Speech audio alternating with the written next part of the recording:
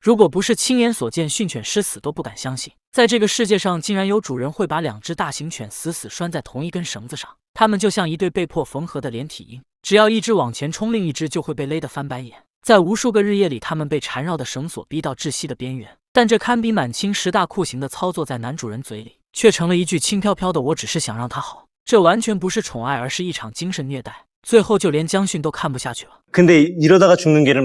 事情还要从这片风景如画的深山客栈说起。男主人是个妥妥的硬核狠人，他不仅烤得一手正宗的德州 barbecue， 还是个全能的基建狂魔。从画图纸砌砖到亲手盖起来，他仅花了58天就建立起了一个餐厅。同时旁边不远处他还运营了一家民宿。按理说住在这山清水秀的世外桃源里，狗狗们应该过着神仙般的日子，但现实却被他们硬生生过成了硝烟弥漫的战场。只要有客人的车停在门口，这群汪星人就会瞬间化身狂战士，他们的叫声把客人吓得瑟瑟发抖。好好的一个度假山庄，硬是被他们搞成了生化危机体验营。很多带着孩子来消费的顾客还没走到门口就被吓得哇哇大哭。不过这里最特殊的还是这只叫花生的狗狗，它有先天性听觉障碍，就连接诊的兽医都只见过2例这种先天病。上天剥夺了它的听觉，让它只能靠察言观色生活，但这不代表它就是个安分守己的主。只要看到老二维奇开始吠叫，它虽然不知道发生了什么，但绝对会第一时间冲上去帮场子。这察言观色的本领堪称狗界职场天花板。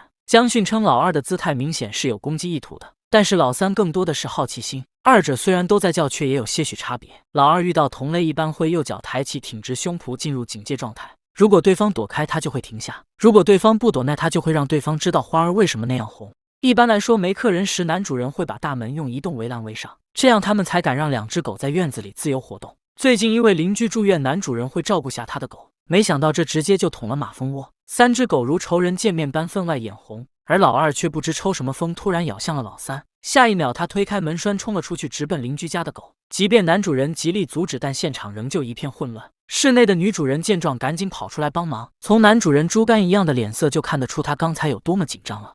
江训解释，刚才2只狗的内斗行为其实是压力转移，因为围栏的原因，老二没法警告邻居家的狗，所以他就只能欺负身边最弱的狗。至于老三站起来搂住老二的脖子，其实他是在模仿。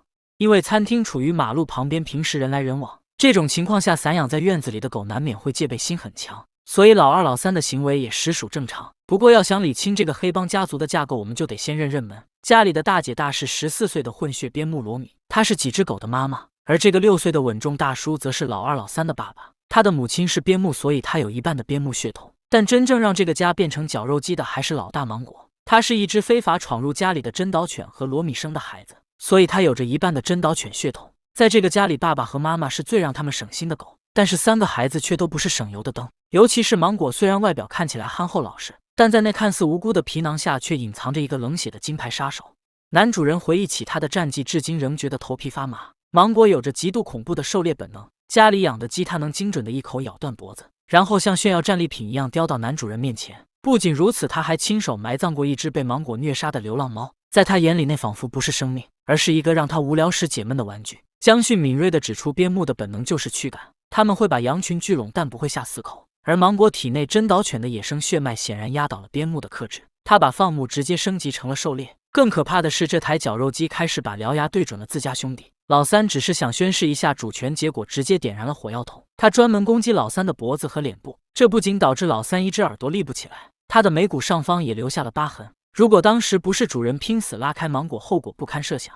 再者，芒果不仅对同类狠，对人类也绝不手软。他不仅咬伤过男主人，连来帮忙的老妈也未能幸免。当时老人家只是推开门想进来，芒果就毫无预兆地绕到背后，直接一口咬了下去。这触目惊心的伤口养了好长时间才恢复。从此之后，芒果就和父亲高敏被拴在后面人流较少的地方，他们的居住条件相对比较简陋，而妈妈和2个孩子则住在院子里的豪华狗窝。江训说，从表面上看他们是分开住的，但实际上环境是没有差别的。人类会喜欢住在视野开阔、阳光充足的地方，但狗狗却觉得离主人近的地方才是最好的。不过面对这只彻底失控的恶犬，夫妻俩的操作把观众的 CPU 都干烧了。因为芒果太爱越狱了，男主人脑洞大开，他竟然找来一根绳子，把脾气最好的爸爸高敏和杀手芒果死死拴在了一起。男主人觉得高敏这个模范生能压制住芒果，事实证明芒果的闯祸次数确实因此减少了。但这就像是把连环杀手和3好学生关在同一个禁闭室，然后指望杀手能考上清华一样，结果这不仅是一场灾难，更是一次漫长的精神虐待。他们被剥夺了仅有的自由，每天只能像连体婴一样同进同退。有时候一只想跳过围栏，另一只却卡在原地。有时候他们会被绳子勒得直翻白眼，也许离死亡就仅有一步之遥。江迅觉得这样的行为实在太危险了，但男主人却说每次绳子被缠住，他们都能自己解开。目前来看，并没有什么危险出现。在他心里，高敏一直是这个家里最乖巧听话的狗。在这之前，他从来没有咬过任何一个人，但不知道是不是被芒果的煞气沾染了，他开始性情大变。当工作人员靠近时，他瞬间化身为火焰王，直奔对方而去，最终给他的腿上留下了一个不小的伤口。男主人最喜欢的模范生终究被带偏了，翻墙对他来说已如家常便饭。更令人意外的是，就在节目录制期间，被安置在房间里的高敏和芒果一同越狱了，这颇有一种父子同心其利断金的意思。好在最后又被工作人员赶了回去。更致命的是，因为夫妻俩工作忙，只能一次带5只狗散步。如果在这种情况下遇到陌生狗的话，简直是个灾难。5只狗不仅会乱成一锅粥，妻子还差点被他们拽倒。这一家5口简直都快成了本地的黑帮。男主人都不敢想象，要是真发生重大事故，他该怎么办。当江迅来到现场后，男主人先和他一番寒暄，紧接着江迅也告诉了他现场应该怎么做。사고치지마 듣지마 누가 누구를 괴롭히지도 마。 当辅助犬靠近时，芒果警戒拉满，率先叫了起来。这时江迅让男主人把狗推开，不断格挡他，直到他的尾巴落下，目的就达到了。男主人继续左脚逼近，给他施压。在一番僵持后，芒果还是默默跑到旁边坐下了。其实训练能达到这个程度，说明他还是有潜力的。至于高敏，江迅觉得他似乎更在乎自己的需求，而非群体利益。他建议每天可以让他在院子里自由活动一次，等观察下有什么变化再跟他进行沟通。2周后，他们又回访了这家人，主人已经让芒果和高敏搬进了新家。他每天会对他们进行1-2个小时的阻抗训练。几只狗的状态肉眼可见的都在慢慢好转，但是老2和老3的吠叫会吓到客人，仍让他头疼。再加上老大和老3总会打架，也是需要解决的问题。针对这些情况，江迅先让2位嘉宾一探究竟。他们让男主人进屋想测试下高敏和芒果，谁知这对父子对外人的凶性并未减少。江迅称，一般越跟主人关系好的狗越会这样，就像他在车里，如果有人靠近他的狗，就会瞬间炸毛。面对这样难搞的狗，就需要江迅亲自上阵了。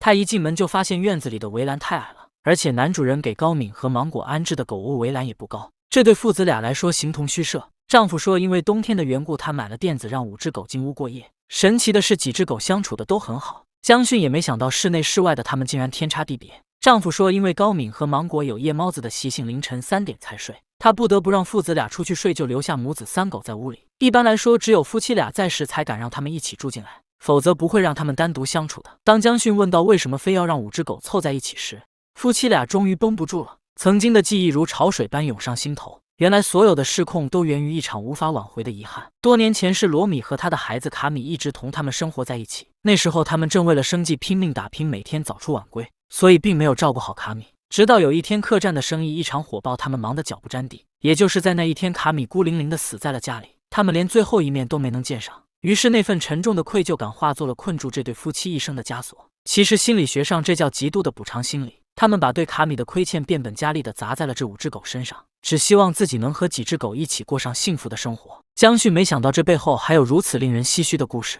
他表示会尽力帮助他们训练好狗狗们的。丈夫说自己之所以会把老2、老3拴在外面，他是想如果出问题了，他能及时发现。但江迅却说，一旦狗狗被拴住，攻击性就会成倍增加。虽然有的老板会把狗狗放在餐厅门口当成吉祥物，但在狗狗的视角里，这却是在逼着他们接客。作为客栈老板，你们把整个院子和马路都变成了狗狗的领地，每天有无数陌生的客人推门而入，在狗狗看来，这就是领地被不断入侵。他们每天都活在高度的神经紧绷中，像极了疲于奔命的安保队长。他们不明白为什么每天家里都会来人，这都快成为他们的梦魇了。更荒诞的是主人的反应，每当狗狗狂吠，男主人就会跑出来大声呵斥别叫了。他以为这是在管教他们，但在狗狗的逻辑里，这却是极品奖励。狗狗的内心想法是，只要我们叫得够大声，主人就会放下手里的活跑来看我们。实际上，丈夫的每一次怒吼都是在给他们火上浇油，这哪是在养狗，分明是在驯化一群神经质的土匪。江迅的建议就是在客人来之前把他们关进后面的狗窝，这样不仅解放了狗狗，也能防止客人被吓到。而狗狗之所以会在门外的路上狂吠，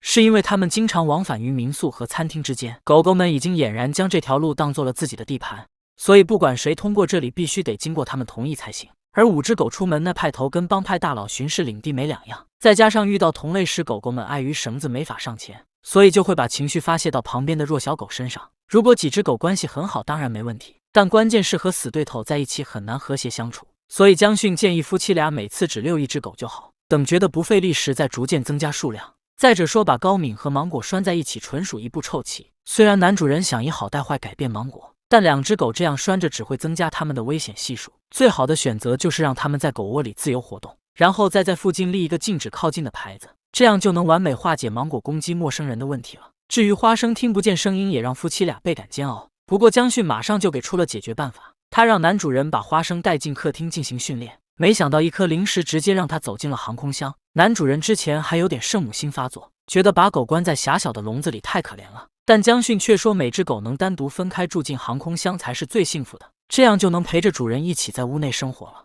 要注意的是，芒果和花生的航空箱要保持距离，因为他们之间的恩怨并不是那么好消除的。这样看来，让他们分开反倒有利于建立秩序。夫妻俩工作空闲时可以把狗狗放出来喝水排泄，等他们忙的时候再把狗狗关进航空箱。如此操作比单纯放养效果要好多了。其实狗狗们可能早就厌倦了这场你争我抢的游戏。这个狭小的航空箱并不是囚笼，而是他们在这个喧嚣的客栈里唯一能够卸下防备、安心睡觉的避风港。其实很多人会觉得大家在一起比较安心，如果在狭小的空间里生活会受不了，但在狗狗看来也许恰恰相反。紧接着江训第二刀又斩断了5只狗的羊群效应，他严厉禁止了一次遛5只狗的荒唐行为。如果遇到陌生狗，可以用零食把花生吸引过来，并且他还教会了夫妻俩平行散步法，就是让2只容易起冲突的狗平行向前走，互不干扰。如果围棋想靠近对方，就用身体果断地进行格挡。江训是想告诉他，这个地盘的老大是我，你不需要当保镖。这时候再让2只狗进行平行散步是最好的方式。在江训给出几个整改建议后，男主人也积极配合了。他不仅把围栏的高度增加了，还分别对每只狗都进行了单独的散步训练。在他强大的执行力下，狗狗们的状态都有了很好的转变。其实做完这期节目，